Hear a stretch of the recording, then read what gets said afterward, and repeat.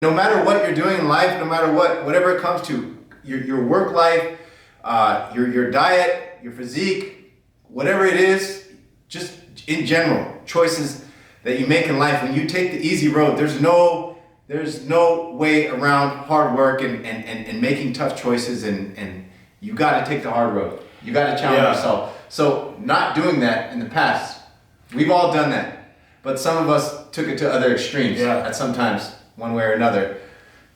Yeah, so I learned the hard way, I was a basketball player, competitive in high school. That was my vision, that my conscience was telling me that, hey, I'm going to become a professional basketball player. That was my path, and I was supposed to go down that road as far as it would take me. However, when I got to college, I got a knee injury. I had to sit out my first year. It was my first time ever sitting out and not playing and practicing and training. So I was a fish out of water. And what happened was I picked up bad habits, started trying to fit in. After the knee injury, started trying to fit in with these other guys on my team. They were smoking weed, and I wasn't a weed smoker, but I started doing it to fit in, just the people-pleasing aspect of just being a weak-ass motherfucker. And, that led to me dropping out. So I decided, I went from, I walked away from that vision, from that path that I was called to, and took the easy way out, which was I want to sell drugs and just get high all day. So that was the easy way, and I paid a severe consequence for that, because after going a few years in the streets of using, being addicted to drugs and alcohol, selling drugs, robbing people, just being a criminal, thug, a low life is what I was, and eventually it caught up with me. I had to go to prison, serve 40 months, California State Prison, and that was where everything came to a head. And then in prison is where I came to my senses, started to realize and reflect on how I got there and what I needed to do to make sure I never went back. But taking the easy way out, I paid the price for it. And if you take the easy way out, there's consequences. It's going to be more painful than going down the path of most resistance. Right. Long term, it's going to be very painful. You end up screwing yourself. Yeah, you're screwing yourself. So what do you think? Why do you think? Because sometimes people who go to prison, some people come out worse, some people come out better. So what made you choose to begin in prison? What triggered that for you to become better, to make a choice to better yourself, to change your life? Yeah, I think some of the major factors were, for one, how I was raised, right? A lot of these guys don't have the foundation I had. A lot of them grew up in the streets, or parents were on drugs, and they've kind of been in and out the system their whole life. Yeah. Wasn't the case for me. That was my first time really in the system. Yeah. And growing up, my parents weren't together, but I did have a mother and father, and they taught me morals. They taught me the right way. So I had that to fall back on in prison and to reflect on and remember how I was brought up, how I was raised. Right. So that was one thing that kind of grounded me. And then also my son, I had one child at the time, and he had just turned 1 year old when I went into prison. So I thought about him, and I saw guys in there who were about 20 years older than me, and they had kids my age. And they would tell me how they had sons who were in the streets now and doing the same thing they were doing. When they would talk to them, they wouldn't listen to them or respect them, because they had been in and out of prison their whole life, and so they hadn't really been there for their son. So I got a chance to see what my future could look like if I didn't change, as far as my relationship with my son.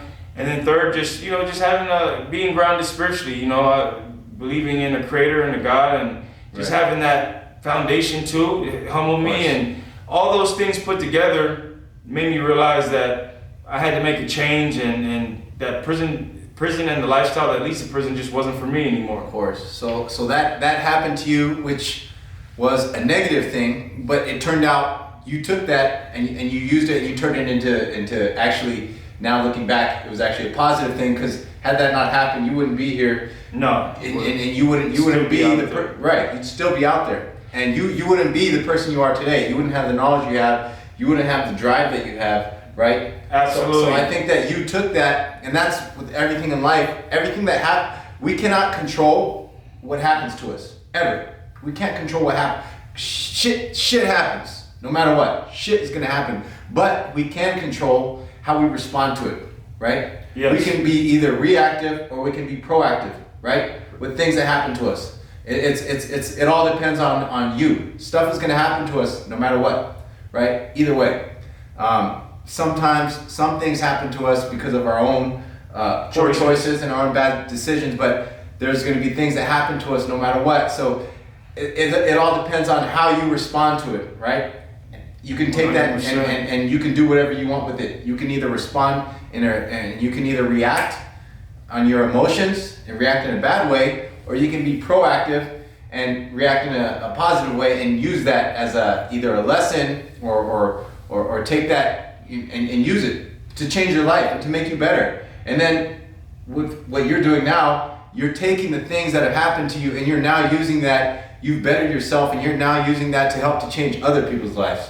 Yeah, 100%. I mean, all the mistakes I made, all the consequences I've been through, all the lessons I learned from doing everything the wrong way and making bad choices,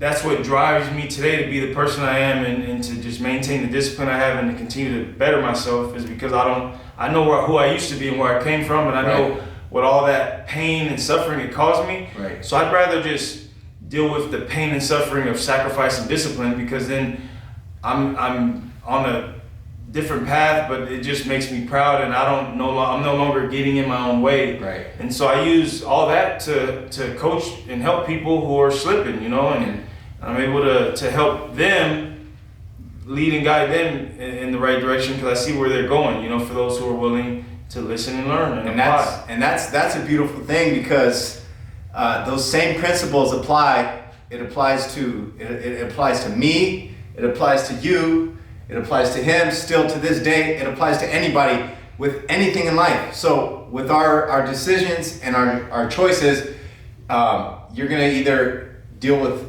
pain and suffering from your poor choices, and that could be even with fitness, right? If you don't exercise, if you don't eat right, if you don't meal prep, we hear all kind of excuses. I don't want to meal prep because it's a pain in the ass. Yeah, I always tell people, look, excuses are for bitches, straight up. Is. So when I catch myself making an excuse, I have to call myself a bitch. That's right. And that's just it. I mean, if you're a grown-ass man and you're making excuses, you're just being a bitch about it. That's the whole thing about society nowadays. People don't want to be honest. They want to be coddled and babied, and fuck that. That just doesn't get you anywhere. You have to be brutally honest with yourself. That's the only thing that changed my life, was me looking in the mirror and saying, you know what? I'm living at a low level right now. I don't like the way I look, even though I look better than the average person, because most people are just not even trying at all. Of course. But still, when you're able to look and hold yourself to a high standard, and say, you know what, I look okay compared to the average person, because most people look like shit. Yeah. I don't like the way I look, and I want to change it. I want to look amazing. I want to hold myself to a higher standard. Once you're brutally honest like that, everything changes, and that's what happened for me, and that's what changed my life. But it starts with being brutally honest with yourself, looking in the mirror and being honest. Brutally honest, and going back to the whole thing about pain and suffering from your poor choices. You have to weigh it out and say, what's more painful? Getting up a little bit early in the morning to do your cardio, or looking in the mirror and seeing that your body fat is not where you want it to be, seeing that you're sloppy, trying on your clothes, not feeling comfortable, not liking how you fit, not feeling confident, having high cholesterol, high blood pressure. What's that? To me, that's more painful.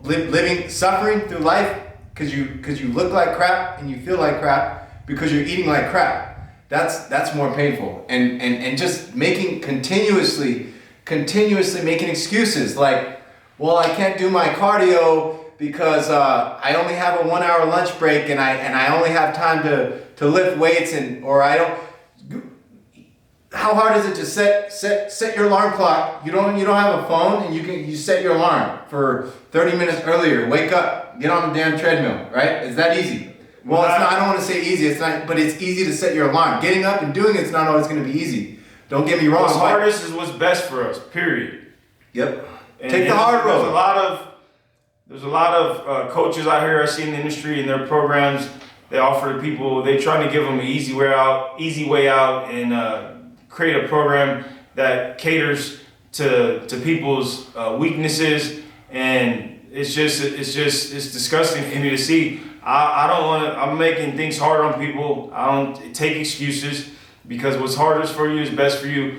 And if you're not willing to do what's harder, you're not going to get results. So I'll just cut somebody. But what I was going to say is, when I started dieting hard and really getting in shape, I have four kids. So I have 4 kids. I'm married, and I was working full time 7 days a week at my other career, and I was still able to get up early and get my workout in before I went to work, and still meal prep when I got home, and make sure I had my meals with me every single day. I never missed a meal because I always stayed on top of it. So I don't take people's excuses, because there's not nearly anybody I've ever met who had as much going on as me, and more kids, more this, more that. So if I was able to pull it off, anybody can. That's what you have to remember, is every time you're making excuses and saying, well, my kids or my job, well, guess what? There's somebody working more than you. There's somebody who has more kids than you. There's somebody who has a bigger house to clean than you. There's somebody who has more things to do than you. And there's always somebody that's busier than you. And guess what? They're meal prepping. They're doing their cardio. They're getting their workouts in. So stop making excuses. I hate excuses. I can't stand it. Excuses make me sick to my stomach. I can't stand excuses. You can always make an excuse. Always. There's always going to be a reason to not work out. There's always a reason to skip your cardio. When you start making excuses to your coach or your trainer, when we hear, well, I didn't do it because, all we hear after that is noise. I don't even know what you said. Well, I couldn't do my cardio because blah, blah, blah, blah. I didn't do my workout today because, we don't even listen at that point, because it's bullshit. Yeah, I hate it. I can't stand it. It pisses me off, man. Yeah, I hate it. I won't give or take an excuse. So I don't even deal with that with people, and I just come straight to them, and I don't even deal with that anymore. I'll literally cut a person if they're not willing to hold themselves accountable. I mean, that's the problem with what's going on, is there's just so many people. What happened to just holding yourself accountable? I mean, I hold myself accountable. If I say I'm going to do something, I'll hold my word to myself. Yep. That means that to me, that crushes me. It's not even about what you see or anybody else sees. If I said I was going to do something, if I said I was going to be somewhere to meet somebody for a workout or meet somebody somewhere, to me that means everything. And no matter what happens, I got to hold my word. Sticking to your word.